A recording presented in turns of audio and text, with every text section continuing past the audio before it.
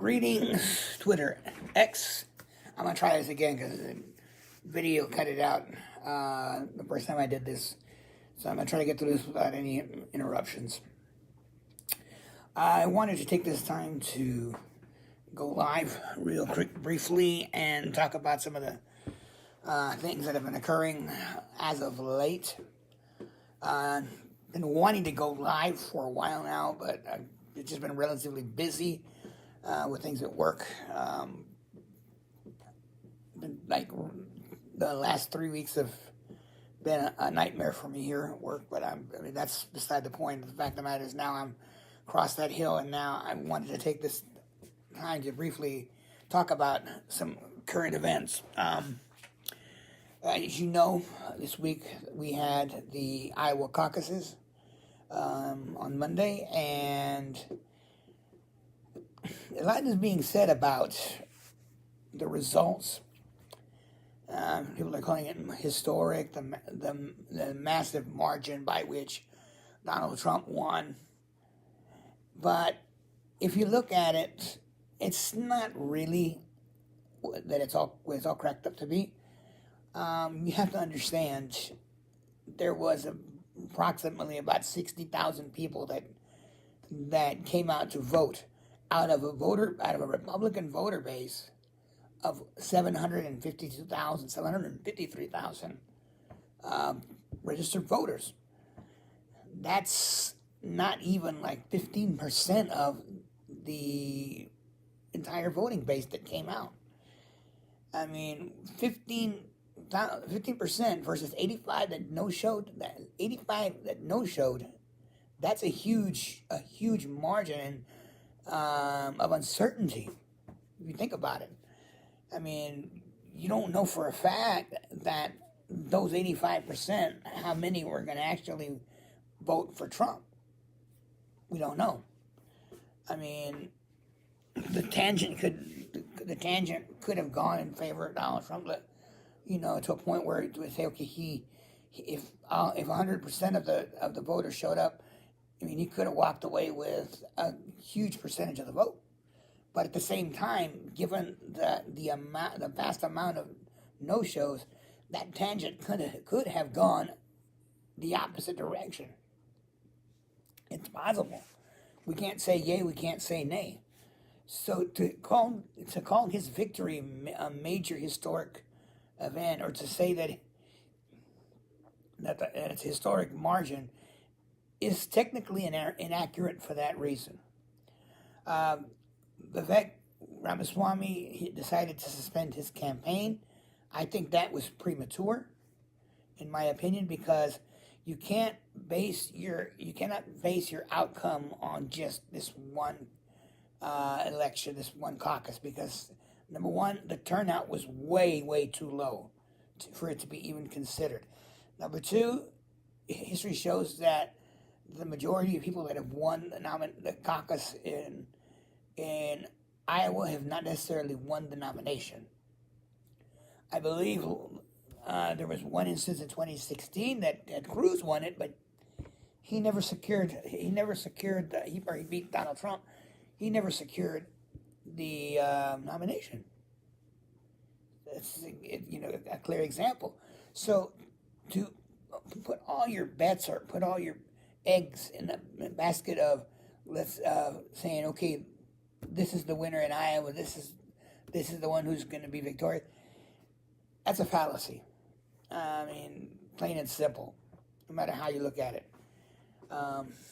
It would have been amazing to see a much bigger turnout, to see exactly who would have won. I mean, it could have been possible there could have been a straight up tie between DeSantis and Trump, or Haley and Trump, or even Haley and DeSantis for first and second place.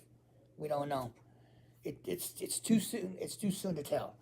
And for politicians such as Ted Cruz, such as others that have said, okay, we're going to, like Jim Jordan, that say we're going to endorse Trump. Those endorsements are way premature, in my opinion. And I mean, I would hate to see the next few primaries, see that the turnout dramatically change the outcome as it stands now. because then these people are going to be like, okay, well, we endorsed the wrong person. So it's a wait and see thing, but I would not hold my breath saying Iowa set the margin. And the turnout was way too low for that to occur, in my opinion. Another thing I wanted to talk about was the Committee on Oversight and Reform, Representative James Comer and his committee, and the Hunter Biden situation. Apparently, the Hunter's attorneys put out a letter last week saying, okay, well, if you choose to do the contempt charges, you know that they are invalid because of the fact that the subpoena was not valid.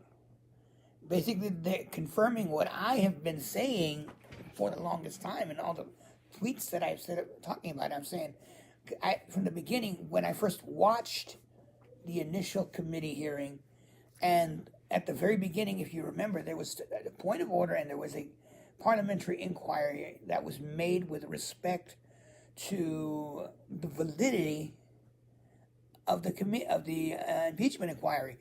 The validity, because according to House rules, and this was mentioned, and I mentioned it a number of times. According to House rules, an impeachment inquiry or an impeachment cannot be initiated unless there is a full House vote. If you remember, at the beginning, when Ken McCarthy was still Speaker, there was never a House vote to begin with. What happened? McCarthy gave his authorization, which he did not have authorization from the entire House to do so.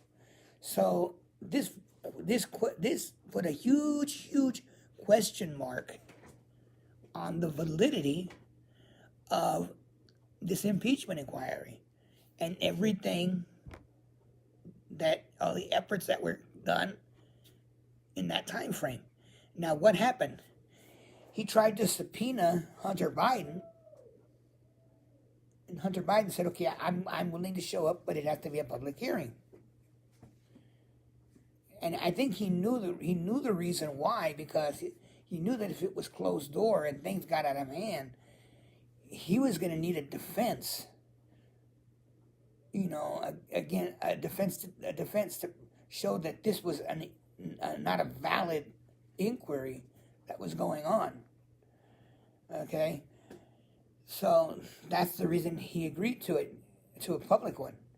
Now he didn't show up. They didn't. The committee refused to do it in public. They wanted to do it closed hearing, so he ignored the subpoena. What happened then was that before, and this is where it gets very suspect and questionable. Comer decides to do another vote in the U.S. House to formalize, he says, the impeachment inquiry. Why would he do that? He did it because he knew for a fact that if he were going to push contempt charges, he had to validate the subpoena. Ergo, there's your problem in a nutshell. The House vote that formalized the inquiry was done after the subpoena.